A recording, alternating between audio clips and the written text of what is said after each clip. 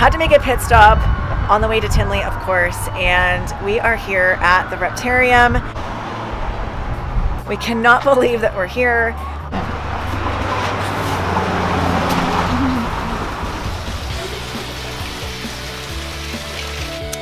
So we've made it into the Reptarium and we're gonna check out some awesome animals.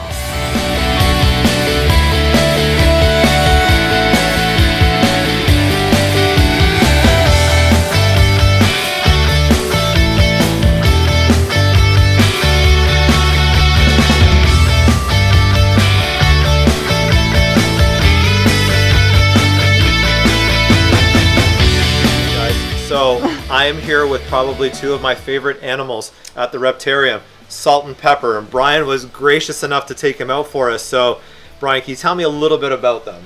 Yeah, so, you know, obviously albino, which, you know, I don't know exactly how many albino alligators are. They're probably somewhere between 60 and 120. I don't even know, right? But it's somewhere in that range, you know. But they're more common. They've been being produced for a while. These were both actually produced by Greg Graziani down in South Florida. Obviously recessive mutation. She's about 3 months old. He's about 6 weeks older, so he's about 4.5 months old. And this, of course, is a melanistic, another recessive mutation produced by Greg Graziani. These are actually much more rare. I don't think there's even like maybe 20 of these. So even though, but I'll be honest with you, Salt stole my heart. Yeah. You know, I mean, she is just, you know, so, I don't know, like, I love Pepper. When I first saw them, Pepper kind of blew me away because of that black. I mean, it was just unbelievable. But now that I've worked with them, I mean, you can see how unbelievably docile she is. And listen, you know, I still, after even having these guys for like 2.5, 3 months, I still sometimes read them and go, I have an albino alligator. I have an albino alligator. Like, I never thought I would own one in my entire life. I'm saying it in my head right now. I can't believe I'm holding an albino alligator. So this is fantastic. Now, I would assume this will get, you know, 12 to 15 foot. Yeah. I wish it would get bigger because it would be so impressive. Well, right? that iridescence on it, like that rainbow color, is just insane. And you know, no matter how much you want to try to shoot something like that, in person it's so it's different. It's different for sure. And again, this is already dulled out from being opaque, you know. So when it first sheds, ooh, I mean, the thing is just like on fire, you know. I mean, it's beautiful. And it's just a great snake. I mean, it's a great ambassador animal. I mean, super chill. I mean, again, you can see it's in shed, and it's still like a puppy dog thing. And that's one of the things we work on really hard, right? Is like we want to have animals that are really docile as babies, so we're picking out animals that are really good, and then with all the handling that they get done, they become unbelievably bulletproof.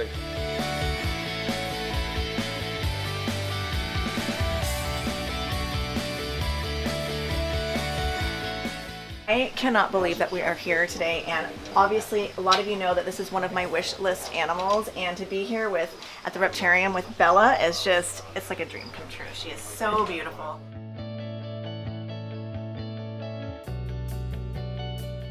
And How Jerry. Cool is this? Crazy, right? It's so crazy. Like, again, you see it on your vlogs and you're like, oh my god, that's so awesome, and then you see it and you hold it and it's just like, it defies logic. Oh my god, it's like mind-blowing. It really is. And they're just such cool little dudes. I mean, they're just both so active, and you know, obviously Ben is left, Jerry's right. Yeah. So Ben runs the show most of the time. Every now and then Jerry will have a little mutiny and decide that he wants to take over, and then they'll fight a little bit. But again, I always talk about like wanting to create curiosity, right? Yeah. You know, so for people that love reptiles, they're going to come in and they're going to think it's awesome. But more importantly to me, I want people that are maybe not sure about reptiles to come in and be curious about them. If I can get them to maybe hold Ben and Jerry, if they weren't going to hold another animal in here, that opens the door for me to teach them, you know, and get them excited about things. And that's what it's all about. I mean, we're never going to breed Ben and Jerry. We're never going to, you know, obviously you can't reproduce a two-head. It's a complete random thing. But we'll never have them in with another animal or anything like that. Not that I think that there would be any chance of anything weird, but it's literally just an educational tool, and that's what we try to do with a lot of the animals here, is just, you know, get animals that are going to be, you know, create people wanting to learn more about it. You know? Absolutely. It's interesting because you can see like the heads moving like separately, if that makes any sense. Only two different. That's why I always call them is because they are two snakes. They are with one body. like you can see them moving individually. Yep. Now what about eating? Yeah. Ben does all the eating. And what's interesting is I told you that Ben usually steers the ship. What's really wild is the fact that when Ben is eating, Jerry moves. Oh. So at first, when the first couple times I fed him, I was like, it's really weird that, like, you know, normally when the snake is eating, it's like just kind of eating and staying still. And I was like trying to film it, and I'm always like chasing it around. And it wasn't until like maybe the third or fourth time I fed it, I realized what was happening was that Ben is occupied at eating, and Jerry is like, oh, this is my turn to move around, you know? And you can see like his head will shift over where he's straight now, and he moves around with Ben. But interesting enough, once it gets into the actual neck where Jerry is probably then feeling it's in there, then they stop, and then they eat, you know? So it's pretty intriguing. But every now and then, Jerry will grab food. But then when Ben goes to grab it, he drops it and lets Ben eat. So so either head could eat. Either head absolutely can eat. And I bought this, you know, when it was 2.5 years old, and they said that Jerry had eaten in the past. Really? So we still offer. I mean, we'll offer if he eats. I'm going to give him an opportunity to eat. But so far since he's been with me for the last several months, he has not eaten. Yeah. Only Ben has eaten. And again, they share the same stomach, the same heart, everything like that. Wow. And so. It's crazy because you can see them like looking, and it's like one wants to go, like they want to do different things. Yeah, what's really weird is if you like put your finger in between them, they like get stuck sometime, and they'll like push on you, like they don't understand, like they're like, how do I get past this? How do I get past this? That's crazy. Like you can see, like look at that. Yep, they'll that is absolutely incredible. Yeah. Oh my God, like I say, you got to see this in person to really appreciate it fully, right? I think that's what everything is, you know. I mean, you can see stuff on video, but until you actually get, you know, like even with the Reptarium, people always come in and say like the cages look bigger in person, you know, they look deeper in person, the animals look bigger, you know, not always, sometimes some people will say they, you know, oh, I really thought this was going to be bigger and it looks so much smaller, you know, so it goes both ways, but I think that the actual, you know, like opportunity to hold and touch and feel, everything's different, you know, you can only portray so much on video. You know? So I feel like overwhelmed right now. Like I don't even know what to say or what to look at next. It's crazy. The tour is still going on, guys. The first year, you know, 14 months of his life, he just chilled, like didn't do anything. You know, and I used to always joke around because what you do is kind of like this: you take him out, you can pet him, you can mess with him, and then what do? You walk around like here, maybe a little bit here, and then he walk right back in his cage. Now it's like he's just like, once he wakes up, he's like, he's just like walking around like crazy, and he's still a beautiful animal, and again, it's one of those things that with kids we can literally have them like feed them, and he's again much like Elvis, you know, you can feed him and then literally pet him. You know, like unlike a snake, when you feed it, you don't want to touch it. It's like in food mode, and it's like, and it's cool when you're so smart. Carrie loves the males because of the jowls. Oh my gosh! And he's just starting to get, starting to grow, but he's just a great animal. I mean, just you know, a wonderful. I mean, you know, we can put him around kids, and like patting him, and he's just like. You know? All right, guys. So you know who I have with me, Perdita. She is amazing.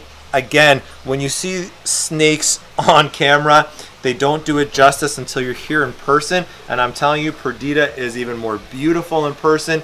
She's calm and friendly, and I may have to keep this one, guys.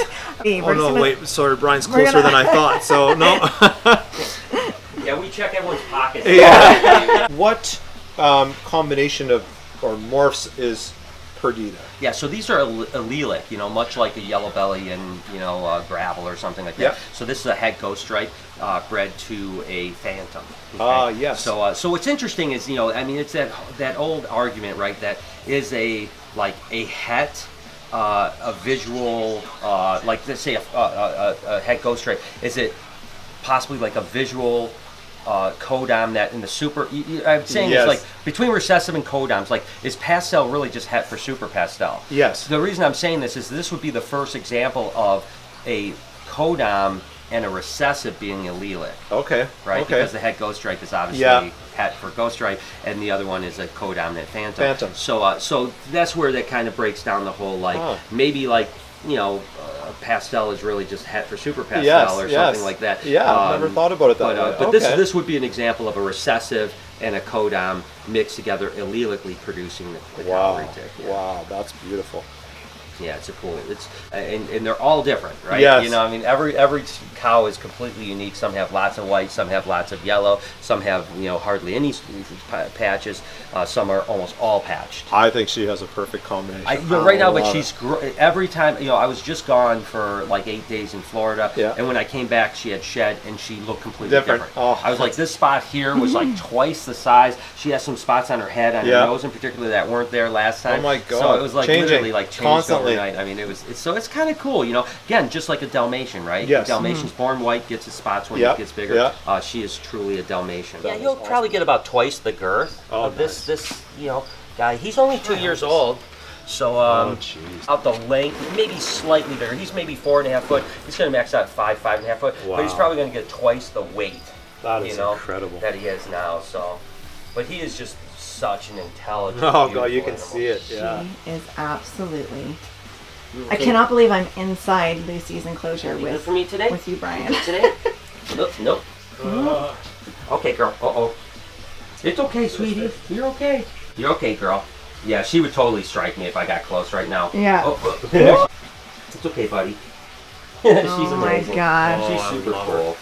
She's a great snake, and now she's starting to like swell for ovulation. Yeah. So she's getting a little bit more touchy. But that's just a warning, like don't get close to me. Yeah. She's not going to come and try to hurt me or anything like that. You know what I mean?